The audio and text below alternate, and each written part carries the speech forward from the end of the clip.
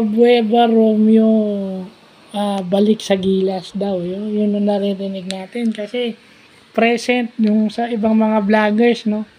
Talaga nakita natin si Calvin Abueva tsaka si Terence Romeo nasa Gilas na. Balik sa Gilas for the Asian Games. No? At ang backup ata nito si Stanley Pringle. Well, yun din kasi halos hindi na sila nagbago no? Pero yung sinasabi ko, yung size sa wings, no?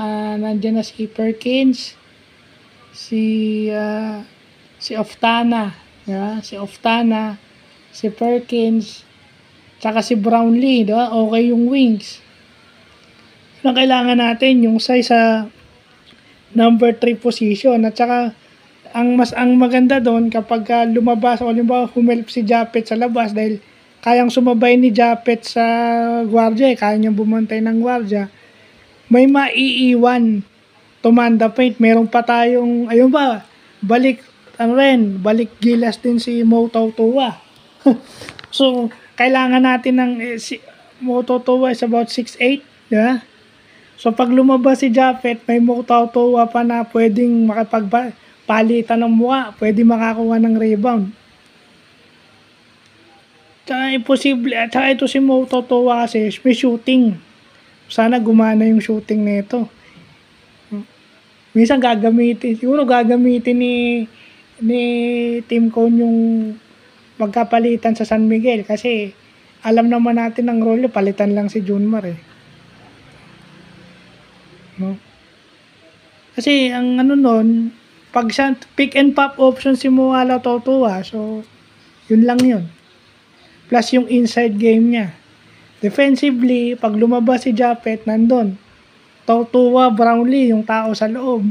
So, hindi na tayo nawawala ng size sa wing. Pag long rebound yun, asahan mo na may pupulot ng bola. Pag long rebound kasi, doon tayo nawawala. Diba? Pag nakuha nila, nandun na yung mga shooter natin. Kaya nga tayo may Terence Romeo Diba? Kaya tayo may Pugoy. Diba? At sigurado ko lalabas ito kung medyo ineffective si Scotty under Chot. Ito lalabas yung laro ni Scotty dahil yung coach niya sa PBA, ang coach ng Gilas ngayon, lalabas yung laro niya. Kasi mas alam nitong coach na to kung paano siya gamitin. Hindi kagaya nung isa na daming paliwanag Di ba? Kasi sa akin, wala lang siyang place. Exclusively for Clarkson lang siya. Wala siyang place for Kai, wala siyang place for Edu, wala siyang place kay Kaya nahihirapan siyang pagsabayin yung mga yon. So pag maganda ipinakita ni Junmar at saka ni Edu, syempre, ang depensa niya agad, si Kai ang isasakripisyo, which is mali. Bigyan mo ng break si AJ Edo, di ba? Junmar, Kai. Lagay mo si Kai Soto sa help side, meaning kapag ka naiwan yung gwardiya sa susupalpal. Pag nasupalpal niya yung bola, ang daming player nating gwardiya, pwedeng habulin yung bola, pass break na yun sa kanila.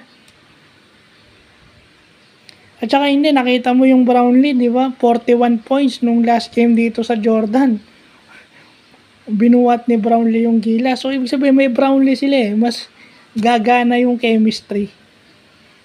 Kasi nakita mo yung Brownlee, pagtakbo nun, yun lang, sana nasa kondisyon na siya kasi alam ko kagagaling lang niya sa injury. So, yun lang po.